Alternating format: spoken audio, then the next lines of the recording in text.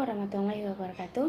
Di sini saya akan menjelaskan mengenai himpunan kosong dan himpunan semesta. 1. Himpunan kosong. Kalian telah mempelajari mengenai banyaknya anggota suatu himpunan dan notasinya. Apakah pasti mempunyai himpunan? Jika P adalah himpunan persegi yang mempunyai 3 buah sisi, maka anggota P tidak ada atau kosong. Himpunan P disebut himpunan kosong atau tidak mempunyai anggota karena jumlah persegi adalah 4. Kosong sama artinya dengan tidak ada, maka pengertian kosong kita aplikasikan dengan kalimat pujian kepada Allah Subhanahu wa taala yang artinya tidak ada daya upaya selain pertolongan Allah Subhanahu wa taala. Dapat kita simpulkan bahwa tidak ada sama dengan kosong, pertolongan yang bisa kita minatkan kecuali dari Allah semata. Himpunan kosong adalah himpunan yang tidak mempunyai anggota dan dinotasikan dengan kurung kurawal. Atau jika R sama dengan X kali X lebih dari 1, X elemen C, maka R sama dengan 0. Atau N, R sama dengan 1, himpunan R disebut himpunan 0.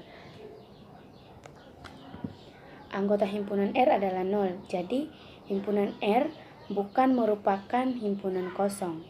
Himpunan 0 adalah himpunan yang hanya mempunyai satu anggota, yaitu 0. 2. Himpunan semesta. Jika P sama dengan pisang, jeruk, apel, anggur, maka semesta pembicaraan dari himpunan P adalah himpunan S sama dengan buah-buahan. Dengan kata lain, S adalah himpunan semesta dari P. Himpunan S memuat semua anggota himpunan P. Himpunan semesta atau semesta pembicaraan adalah himpunan yang memuat semua anggota atau objek himpunan yang dibicarakan. Himpunan semesta atau himpunan pembicaraan biasanya dilambangkan dengan S. Seperti dalam surat Al-Baqarah ayat 173 yang menceritakan tentang himpunan semesta dari jenis-jenis makanan yang diharamkan, yang artinya sesungguhnya Allah hanya mengharamkan bagimu bangkai, darah, daging babi, dan binatang yang atau ketika disembelih disebut nama selain Allah Subhanahu wa taala. Ayat di atas mengemukakan tentang himpunan semesta dari makanan-makanan yang diharamkan Allah Subhanahu wa taala. Mungkin itu. Bismillahirrahmanirrahim. Assalamualaikum warahmatullahi wabarakatuh. Perkenalkan, nama saya Hamni Najar dari program studi pendidikan matematika IAIN Ambon. Nah, di sini saya akan menjelaskan mengenai segitiga dan segi empat dalam Islam. Sebelum saya masuk ke dalam segitiga dan segi empat, saya akan menjelaskan sedikit mengenai segitiga dan segi empat. Segitiga yaitu merupakan salah satu bangun datar yang dibatasi oleh 3 sisi. Sedangkan segi empat yaitu polingan dengan 4 sisi dan 4 sudut. Nah, kita masuk ke dalam materi segitiga dan segi empat menurut Islam. Materi segitiga dan segi empat dikatakan dalam surat Al-Isra ayat pertama yang artinya Maha Suci Allah yang telah memperjalankan hambanya pada suatu malam hari dari Al-Masjidil Haram ke Al-Masjidil Aqsa yang telah kami berkahi sekelilingnya agar kami perlihatkan kepadanya sebagian dari tanda-tanda atau kebesaran kami. Sesungguhnya Dia adalah Maha mendengar lagi Maha melihat.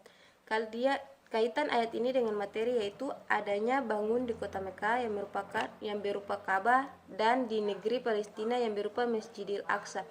Bila dilihat, maka nampaklah bahwa Ka'bah secara dua dimensi berupa segi empat dan kubus sakral yang berbentuk segi delapan. Segi delapan jika dikupas terdiri dari gabungan dua segi empat dan bisa pula dipisah-pisah menjadi beberapa bentuk segitiga simetris.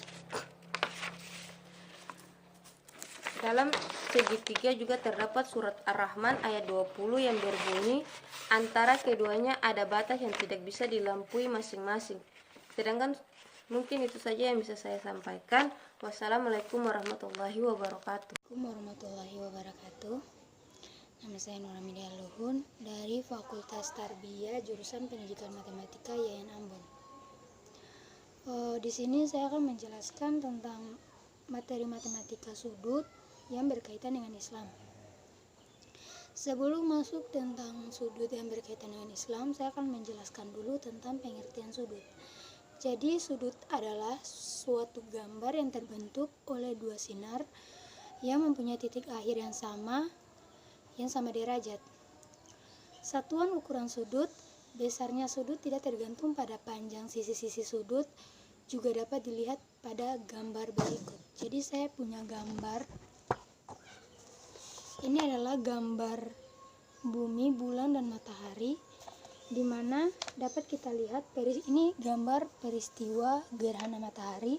Saat peristiwa gerhana matahari ini, bumi, bulan, dan matahari itu akan menjadi sejajar, dan tidak menyimpang sesuai pada edarannya masing-masing. Di sini ada dua sinar yang mempunyai titik akhir di sini yang berbentuk sudut. Jadi titik akhir inilah yang disebut dengan sudut. Hal ini dijelaskan dalam Al-Quran surat Ar-Rahman, di mana matahari dan bulan beredar menurut perhitungan, yakni keduanya berjalan beriringan menurut perhitungan yang tepat dan tidak menyimpang serta tidak berbenturan. Ada ayat lain juga yang menjelaskan, yaitu terdapat pada Quran surat Al-Anbiya ayat 33. Dan dialah yang telah menciptakan malam dan siang, matahari dan bulan, masing-masing dari keduanya itu beredar di dalam garis edarnya. Kemudian pada Quran surat Ar-Ra'd ayat 2, Allah lah yang meninggikan langit tanpa tiang, sebagaimana yang kamu lihat, kemudian dia bersemayam di atas arsy dan menundukkan matahari dan bulan masing-masing beredar hingga waktu yang ditentukan. Allah mengatur urusan makhluk-makhluknya, menjelaskan tanda-tanda kebesarannya, supaya kamu meyakini pertemuanmu dengan Tuhanmu. Di sini penjelasannya itu beredar hingga batas-batas yang digambarkan sesuai dengan aturan yang ditetapkan, baik peredaran pada garis edarnya dalam putaran tahunannya, putaran hariannya, atau perjalanan pada porosnya yang tak akan melampaui batas dan tak akan menyimpang, atau perjalanannya hingga waktu tertentu yang telah ditetapkan sebelum alam yang dapat dipandang. Alam ini mengalami wujudnya gerak perputaran tersebut dalam putaran 360 derajat. Jadi itu adalah putaran penuh sudut 360 derajat. Kemudian saya akan mengkaji beberapa sudut istimewa yang berkaitan dengan Islam dan terdapat pada surah Al-Quran. Yang pertama masuk di sudut 0 derajat. Sudut 0 derajat adalah sudut yang mempunyai nilai derajat paling rendah. Sudut 0 derajat suatu sebutan untuk sudut yang terjadi jika kaki-kaki sudut yang dimilikinya saling berhimpit.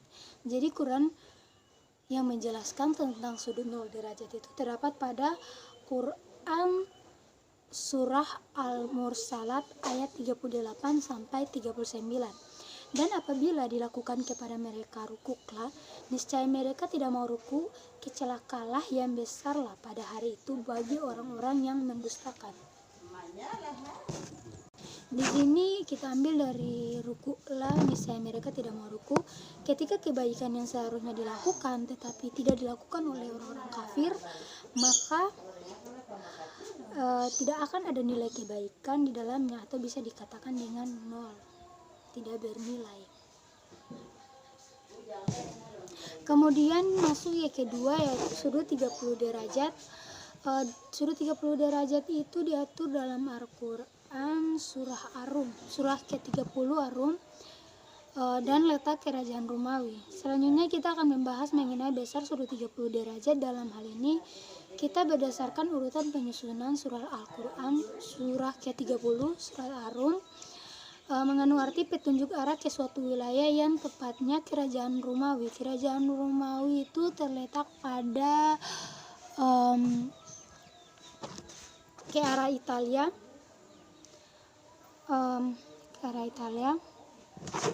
Seiring perkembangannya sejarahnya, pusat peradaban kerajaan Romawi terbagi atas Romawi Barat dan pusat kekuasaannya di Roma atau Italia, dan Romawi Timur sebagai pusat kekuasaannya di Konstantinopel. Konstantinopel itu yang sekarang disebut dengan Turki. saya punya gambar. Saya punya gambar tentang ini sudut 30 derajat itu juga disebut dengan sudut lancip. Ini adalah Istanbul, Turki.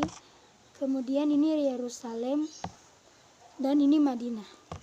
Mereka akan menempuh perjalanan ke Romawi. Romawi itu ke arah Italia. Ke arah Italia inilah akan membentuk suatu sudut lancip. Sudut lancip inilah yang disebut dengan sudut 30 derajat. Terima kasih. Assalamualaikum warahmatullahi wabarakatuh. Perkenalkan, nama saya Dewinta Astriani Karepesina dari Program Studi Pendidikan Matematika YN Ambon. Di sini saya akan menjelaskan terkait materi himpunan yang berkaitan dengan Islam, yang dimana materi himpunan itu diambil dari materi kelas 7 SMP semester 2. Yang pertama-tama, sebelum kita masuk pada materi himpunan yang berkaitan dengan Islam, kita terlebih dahulu harus tahu pengertian himpunan itu sendiri. Himpunan adalah sekumpulan dari objek-objek yang disebut elemen atau anggota himpunan dan terdefinisi dengan jelas. Langsung saja kita masuk kepada himpunan yang berkaitan dengan Islam, di mana masuk kepada ayat yang menjelaskan terkait himpunan, yang dimana ayat yang menjelaskan terkait himpunan itu satu, ayat An-Nur. Ayat An-Nur ayat 45 yang menjelaskan artinya, dan Allah menciptakan semua jenis hewan dan dari air, maka sebagian ada yang berjalan di atas perutnya dan sebagian berjalan dengan 2 kaki, sedangkan sebagian yang lain berjalan dengan 4 kaki. Allah menciptakan apa yang Dia kehendaki, sungguh Allah Maha Kuasa atas segala sesuatu. Maksud dari ayat ini adalah sekelompok hewan yang telah Allah ciptakan dari air dan memiliki jenisnya yaitu dengan 2 kaki atau 4 kaki. Kita masuk kepada ayat yang kedua, yaitu ayat Ar-Ra'd ayat 4, di mana dan di bumi terdapat bagian-bagian yang berdampingan, kebun-kebun anggur, tanaman-tanaman pohon kurma yang bercabang dan yang tidak bercabang. Ada yang tidak disirami dengan air yang sama, tetapi kami lebih tanamkan yang satu dari yang lain dalam hal rasanya. Sungguh pada yang demikian itu terdapat tanda-tanda kebesaran Allah bagi orang-orang yang mengerti. Maksud dalam ayat ini adalah himpunannya yaitu kebun-kebun yang berdampingan seperti kebun anggur, tanaman-tanaman pohon kurma dan bercabang. Di situ dia memiliki klasifikasi rasa dan tanaman yang satunya dari yang lainnya. Itu ayat yang masuk kepada ayat yang terakhir, yaitu surah Fatir ayat 1, yang artinya segala puji bagi Allah pencipta langit dan bumi yang menjadikan malaikat sebagai utusan-utusan yang mengurus berbagai macam urusan agar mereka menjadi penghuni neraka yang menyala. Maksud dari ayat ini, himpunannya adalah yang menjadikan malaikat untuk mengurus berbagai macam-macam urusan. Itu mungkin saja dari saya terkait materi himpunan. Sekian dan terima kasih. Wassalamualaikum warahmatullahi wabarakatuh.